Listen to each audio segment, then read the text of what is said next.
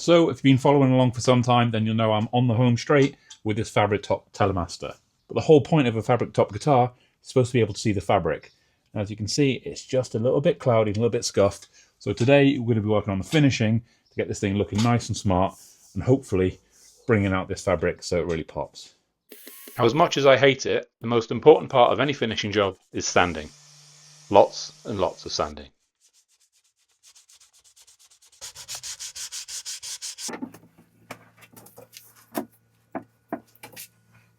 So I've been using these hold down clamps. I was like, hold fasts. And they're fine, but are quite short, so it really limits the amount of stuff that I can actually hold on there. The nice people at Banggood sent me this. Obviously much, much longer and what looks like a much better clamping mechanism on the top. So these ones just have like a cam action lever, which limits the range of motion quite significantly. And then you've got this, which has a screw, so you can really tighten that down properly and get a lot of friction on that. So I'm going to use that along with my leg vise to hold this in place. So hopefully everything is nice and tight. So as you can see, it's got a nice long reach on this as well, because that one's too close. So back it in there. And that's going to reach across, and then you can tighten that down and get a really good grip on that, so that's not going anywhere. Don't worry, this isn't going to be a video of me sanding for 20 minutes. I'm trying to demonstrate a point.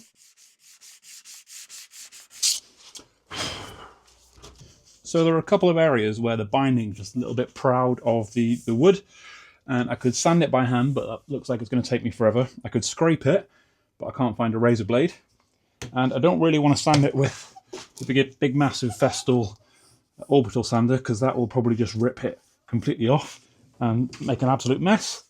So I've just had an idea. I think I'm going to use cheap little mouse sander, because obviously it doesn't really move very much. But if I put some 80 grit on there, hopefully I can wear this down nice and quickly and save myself some elbow grease. So let's see if that works.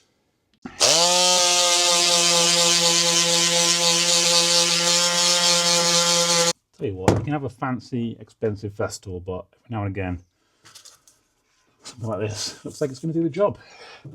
Now we come back. No, we don't. No, we don't. No, we don't. Now, as I've been sanding this, I realised there's something missing. There should be a hole here for a jack. So let's put that in now before we finish this guitar, yeah? Now, what I'm going to be using for this is these Fishman Fluence Greg Koch signature pickups. Now, I've got to say massive shout out to Fishman, because they were the first company that ever reached out to me on YouTube and said, would you like something? And they sent me these pickups for free. They didn't ask for anything in return. There's no affiliate links. They just said, yeah, it'd be great to support. Give us a shout out for helping you out. Massive thanks to you guys. Took a while, sorry. Guitar building takes a long time. Would have liked to have had this out sooner, but it is massively appreciated. So let's put these in and see what it's like. Now the jack for these, because these are active pickups, got a USB in them, they're a bit different to normal ones. So I just need to first of all drill out a hole, slot this in, and then we'll worry about why it's got a USB port and other little bits later.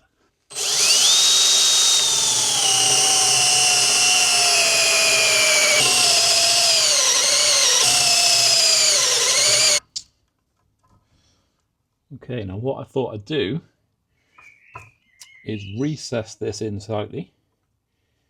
Open this way. Like that.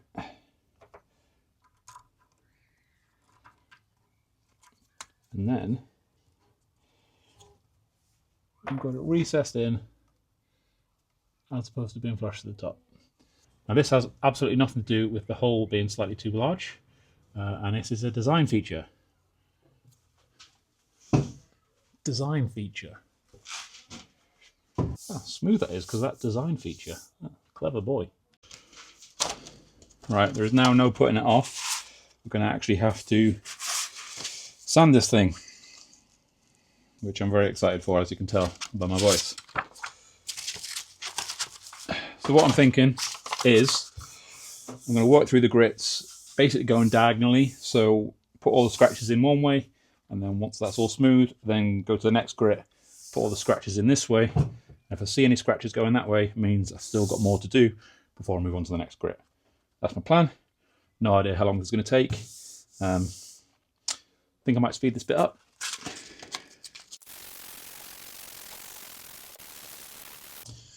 Okay, now that is slow progress. My hands hurt and it's not really changing that much. So we've got up to 400 grit. It's starting to get there. I suppose it looks better than it was originally. But now we're going to try bring out the big guns. Picked up this pack of sanding pads off Amazon. It's got loads of stuff in there. So we're going to see if we can buff it up with this using a hand drill, because I haven't got a polisher. Just literally these Velcro pads. Pull them off. Stick what you want on. Good to go.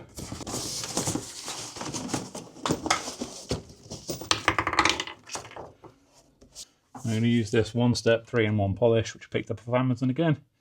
Apparently this kind of breaks down as you polish, so it's about 3000 grit apparently, but it cuts it and polishes up to a gloss, so we will see.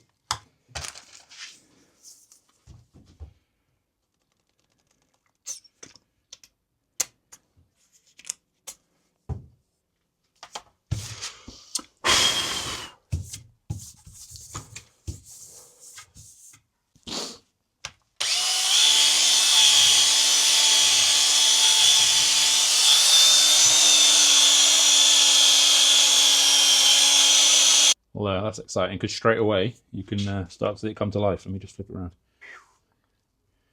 I've started polishing. Haven't polished yet. It's getting exciting.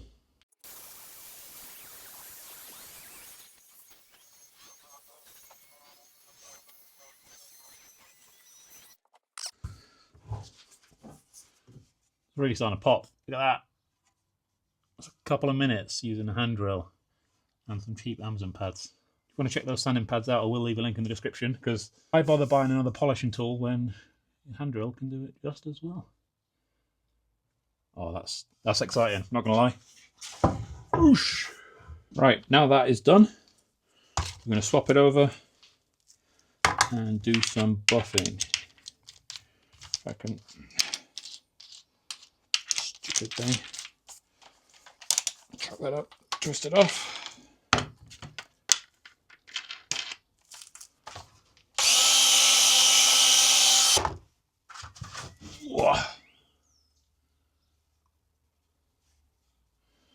That's the front sorted. I've got to worry about the rest of it. So because it's a natural finish on the back, what I think I'm going to go for is some of this Crimson Guitar high build guitar finishing oil. Bought this over a year ago, has been sat, so give it a quick shake, and I'm just going to quick sand over the back and then just layer it on, let it soak in, see what happens.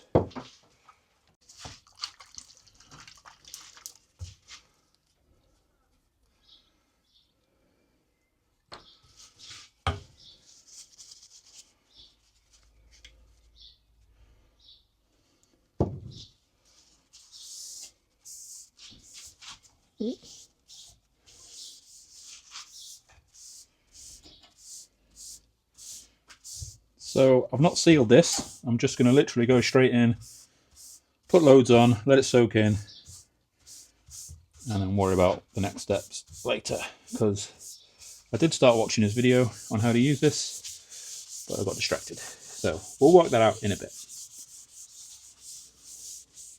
Obviously with this being maple, there's not a huge amount going on with the grain, but it is just making it pop a little bit more and giving a bit more contrast with the binding around the outside, so that's good.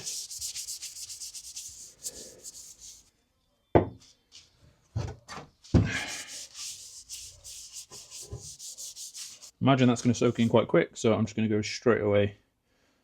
Just put a little bit more, let it tack up.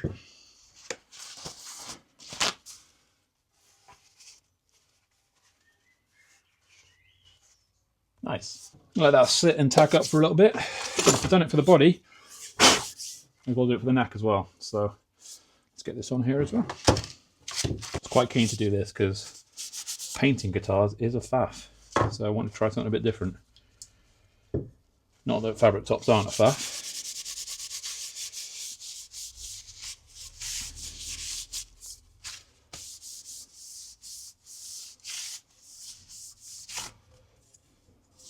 Right.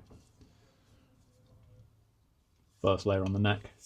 Leave that for an undefined number of minutes while I go and watch Ben Crow's video on how to actually do this. I'll be back in a bit. Now it's just time to add some tuning pegs. So these are Wilkinson again. I tend to use them quite a lot. So pretty straightforward. Stick them in, screw them down, and then I can add the screws in on the back.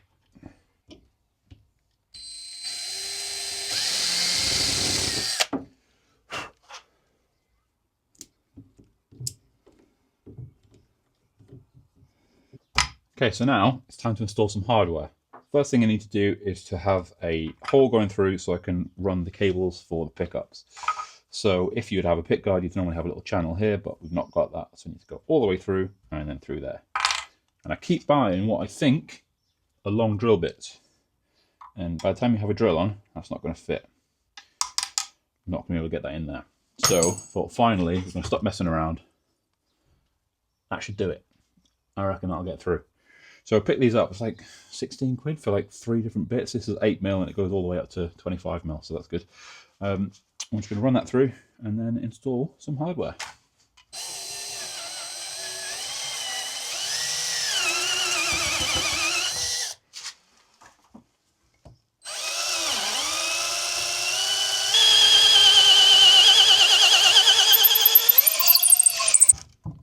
Moment of truth, which I'm a bit worried about, is this neck pickup got enough?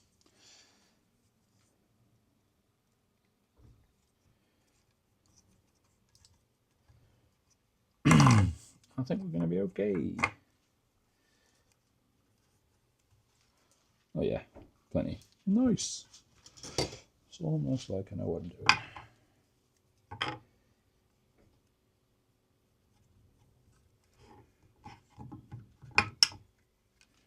Everything fits.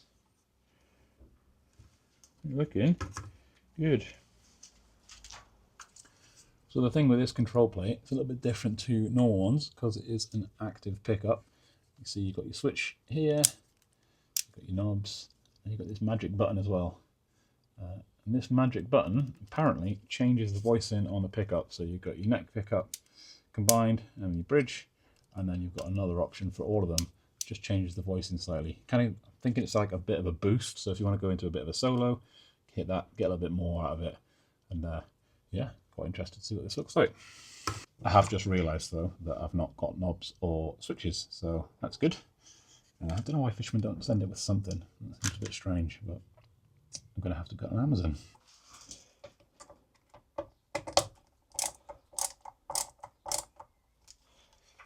Now the pickups are in, it's time to install the jack socket. Now as you can see, you've got your jack, you've got USB-C on there, and then you've got a nice little wiring loom. So no soldering on this bad boy, it literally just clips into there.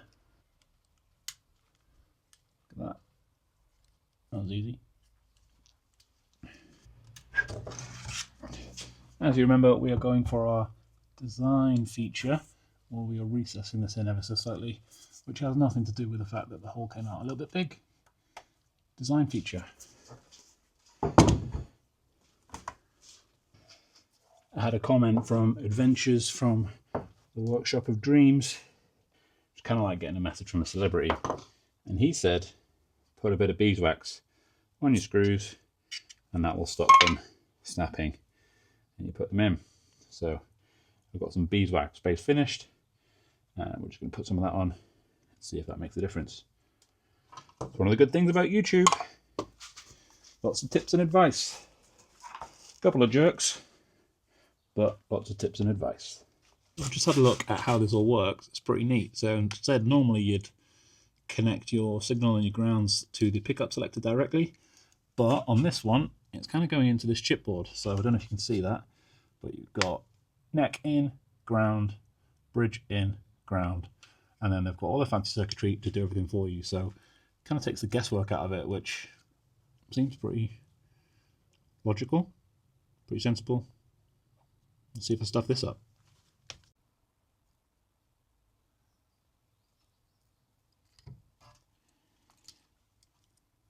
God damn it. Okay, the bridge is all grounded now, so there's no point in seeing that. And then we've just got to plug in the pickup jack, which might be quite tight. So this is designed for a Telecaster, and I've just made a completely different body shape, so hopefully it's still going to reach. Because this isn't something you normally have to worry about. It will go, it's just fiddly as all hell. And I've just pulled the ground out. Brilliant. Thought this was going to be much easier. It would be, this is just a me thing. Alright, we're in. Everything's still connected.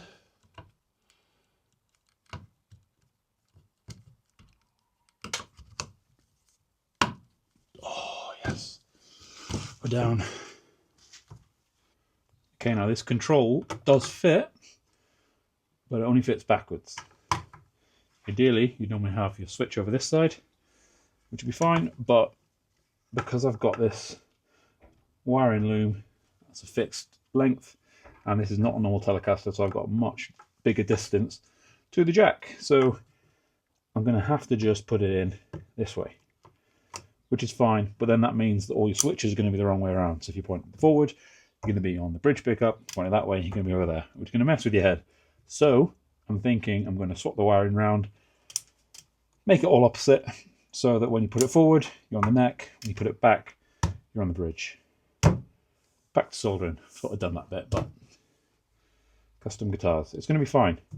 We got reverse headstock, reverse controls. It makes sense. Design features. Right, I'm going to run this in the house and just check that it all works. Check that I can do the old screwdriver trick, and then come back and fasten this down.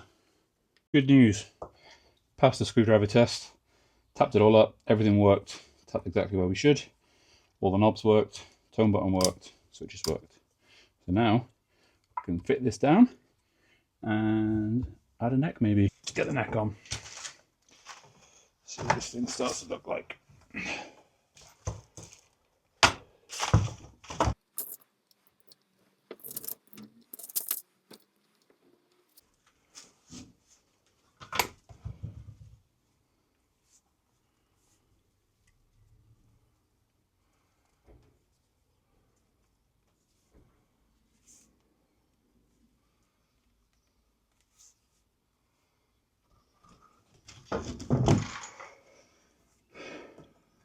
Just need to put some saddles in.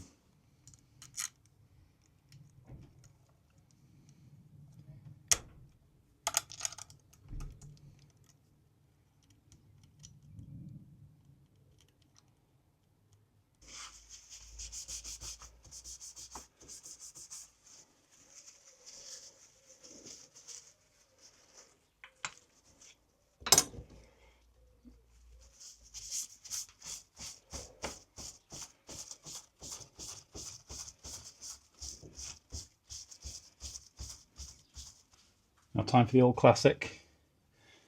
Bit of lemon oil.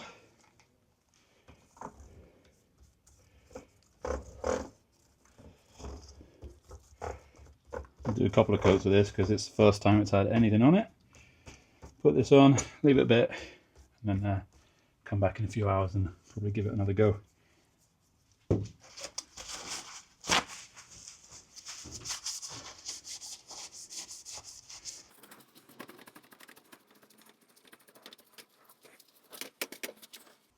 I'm going to go order some strings, probably only ball super slinkies, string tree, some knobs, and a switch. Be right back. Okay, so the Amazon man has been, and we now have knobs, switches, strings, and string trees. So this thing is pretty much done. It does need a proper setup, but I'll put the strings on. I'm going to let them stretch in for a little bit. Going to see what the neck wants to do. Leave it a little while and then get this thing all set up, sort out the intonation and stuff like that. Kind of boring, but what we'll do is we're going to put this all together into one final video, which will come out next week, which is the whole build end to end. And then we'll start thinking about our next project. So what do you think? When I started this project, I started with a bit of fabric and I wanted to try and turn it into a guitar. As you can see, I think we've done a pretty good job. Let me know what you think in the comments below. Thanks for watching. See you in the next one. Cheers.